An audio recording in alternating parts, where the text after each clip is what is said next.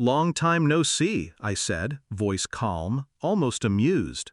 She turned, saw me, then her eyes locked onto the woman beside me, my wife, glowing in a crimson dress. The color drained from my ex's face as if she'd seen the Grim Reaper. And maybe she had. She didn't say a word, just spun on her heels and fled. Seconds later, my phone buzzed. "Divorce her now. Your new wife, she's my sister." I smiled, not a wide one, just enough to feel it. 9 years ago, she left me like I was a burden she'd outgrown, said I wasn't ambitious enough, said her friends' husbands were building empires while I was still figuring things out. I was building too, just not in ways she understood. I loved her once, enough to forgive her tantrums, enough to overlook the late nights, the secretive texts, the way her phone always flipped screen down when I walked in. She didn't divorce me because I failed.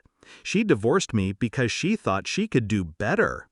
I found out the truth a month after she left. She was pregnant. The timeline didn't add up.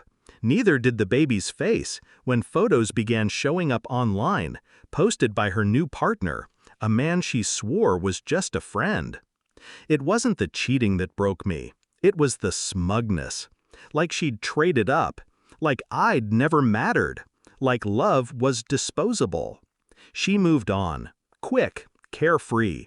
But I didn't. Not in the way she expected. I built my revenge, slow. Not out of anger, but precision. I studied her life from a distance. New friends, new job, new husband eventually.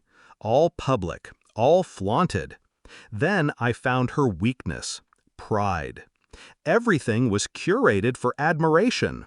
Online, she was a goddess, untouchable, unbothered, perfect for the fall. I met Sarah 4 years after the divorce, at a private gallery opening, of all places. She was graceful, sharp, quiet but observant. I didn't know she was my ex's half-sister at first. She didn't either. Not until we both started connecting the dots. The shared father, the estranged mother, the lies threaded through both our childhoods. Sarah wanted answers. I wanted justice. So we compared notes. The truth sickened her. The betrayal ran in the bloodline. But what bonded us wasn't revenge. It was clarity. Sarah and I married 2 years later. Legally, lovingly, silently. No wedding posts, no tags, no noise. I wanted my ex to find out when it hurt most. Tonight was that night. The restaurant wasn't random. I chose it because I knew she loved it. Her reservation was 7:45. Ours was 7:50. When we walked in, I saw her at the corner table, her new husband beside her, laughing. Until she saw us. Saw her, the woman she ghosted as a child, the half-sister she never acknowledged, standing beside the man she used to own. She fled because it wasn't just shock, it was unraveling. In seconds, her world began to crack. Her message said it all.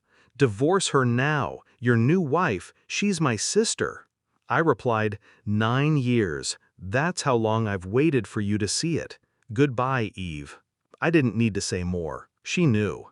The restaurant wasn't the end. It was the trigger. The real unraveling came later.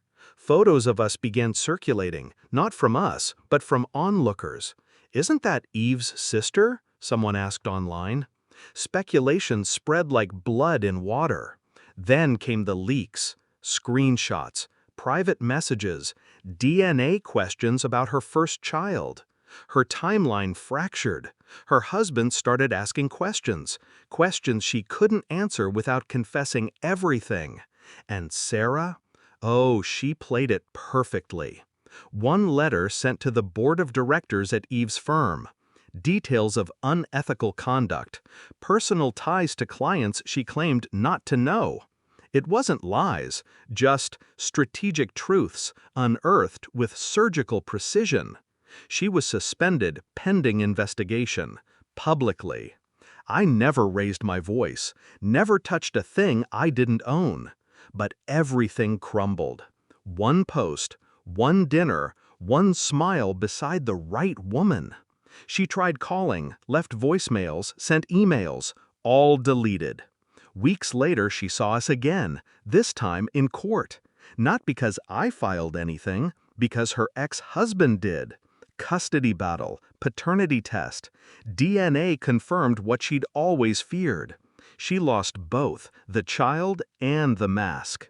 And there I sat, in the back of the courtroom, watching it all. She noticed me, didn't say a word, just looked down. I didn't need revenge through chaos. I wanted memory. For her to remember every time she sees a photo of us, every time she hears Sarah's name, every time she checks the mirror and sees a life that slipped because she played a game she thought no one else could win. I'm not angry anymore. I got my closure the moment she ran. Because the truth is, she didn't see the Grim Reaper. She saw what she'd buried come back smiling. She saw me.